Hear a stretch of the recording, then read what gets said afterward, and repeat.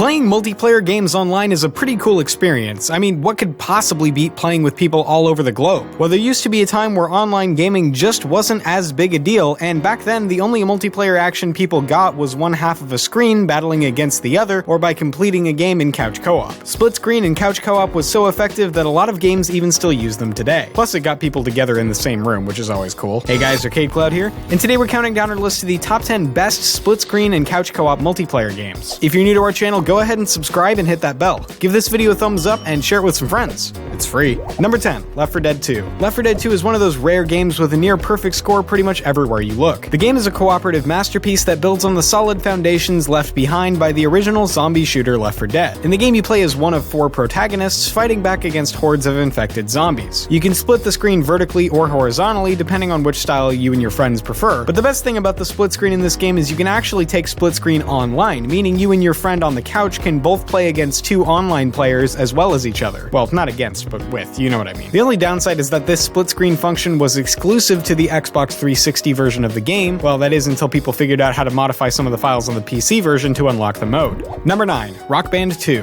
Rock Band is a series that's pretty similar to the popular game Guitar Hero, only that in this game you can play the lead guitar, the bass guitar, the drums, and you can even sing through a USB microphone. People playing the game are scored on their ability to match the scrolling musical notes on the instruments, and the singer on their ability to match the vocal pitch. Now, of course, you can't do all of those things at once by yourself, so the best way to play this game is through the wonders of split-screen co-op. If you have a group of friends who really want to bring the band together, then you can in Rock Band 2's split-screen co-op. The gameplay is pretty much the same as it is in the single-player modes, but now there's 4 of you and you're all playing an instrument, which to be honest is much cooler than it sounds. It's a great party game. Number 8, Castle Crashers. Castle Crashers is a 2D beat-em-up made by the Behemoth that's been around since 2008. The game has been released on the Xbox 360, the PS3, Microsoft Windows, and the Xbox One. The game is best played alongside 3 other people, all of which can be done through local co-op, online co-op, or a mix of the two. The only real difference in gameplay is that in co-op mode, you can actually revive people once they go down. In the single-player version of the game, going down basically just instantly ends the stage. Each of the 4 characters has unique abilities, and while level progression in terms of stage unlocks is tied to the player who's the furthest along in the game, each player gains experience points, wealth, weapons, and animal orbs independently from everyone else. Really, any game that has a revive system tied to co-op basically guarantees that co-op is the best experience, and your friends on the couch are probably going to be smarter than the AI, most of the time.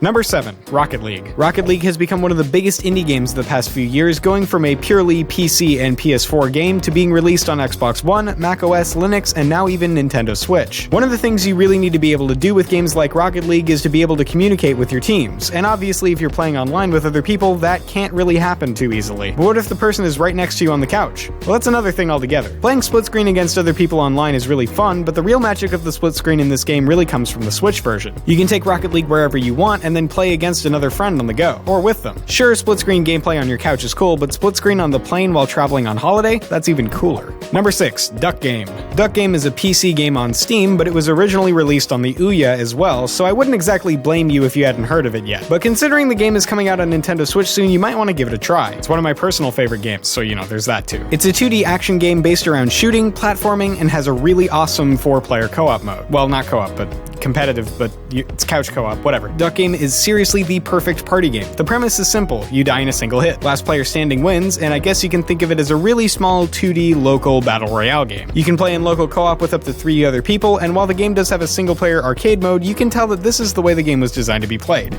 Number 5, Goldeneye 007. Released in 1997 and based on the 1995 film of the same name, Goldeneye 007 is often cited as being one of the classics of FPS video games. While its single-player campaign was loved by many, it was the split-screen mode that had people coming back for more. This game mode allowed 2 to 4 players to compete in different deathmatch games. There's Normal, You Only Live Twice, The Living Daylights, The Man with the Golden Gun, and License to Kill. Normal is what you expect, a basic deathmatch mode where you try to kill your opponents as many times as possible. You Only Live Twice gives players 2 lives before they're eliminated from the game. License to Kill is a hardcore mode where players die in a single hit from any weapon. The Man with the Golden Gun spawns a single golden gun capable of taking out anyone in a single shot. Then there's the Living Daylights mode, which is basically a capture and hold the flag kind of deal. Kind of like King of the hill, I suppose. As I said before, this game was basically revolutionary for multiplayer when it was released, and it's been cited as paving the way for games like Halo and Call of Duty, which both have pretty good couch multiplayer modes as well.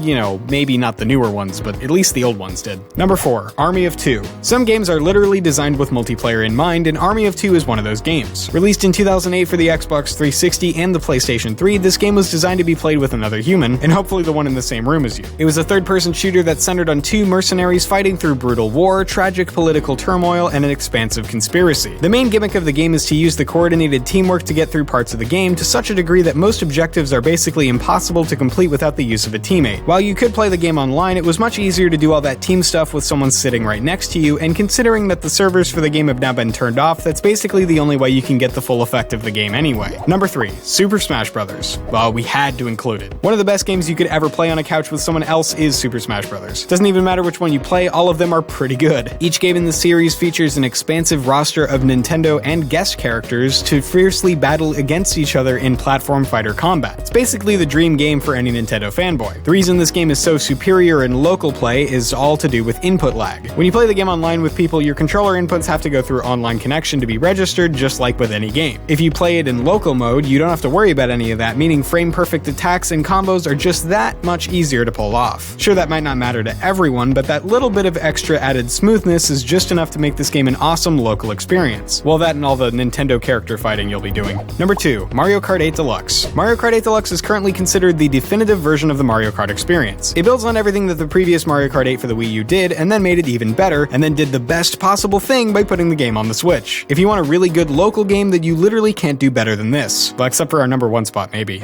I guess. But this one's a better party game, so whatever. It's a nice and easy party racing game. It's filled with fun items and intense races, and pretty much anyone can have fun with this game, no matter if they're a Nintendo fan or not. Well, until they get hit by a blue shell. That'll make anybody mad. Number 1, A Way Out. A Way Out is the newly released, EA-published, Hazelight Studios developed co-op multiplayer game. Like, you literally can't play this game in single player, and it's meant to be experienced by playing alongside someone you know and care about. It's a third-person perspective game that was literally designed to be played in split screen. In the game, you control either Leo or Vincent, two convicted prisoners who are attempting to break out of the prison they're being held in. The story of the two protagonists is told simultaneously, but even though this is a split-screen game, the progress of these two might not always be synchronized. This means one player can control a character even if the other's in a cutscene. Cooperation is key in this game, and each situation can be approached in multiple ways by each character taking on multiple different roles. It's pretty much the perfect story-based split-screen co-op experience. And there you have it, our list of the top 10 best split-screen and couch co-op multiplayer games. Do you agree? Did we miss something? Let us know in the comments down below, and don't forget to subscribe for more great videos from ArcadeCloud on Wednesdays, Saturdays, and Sundays. Take care and game on.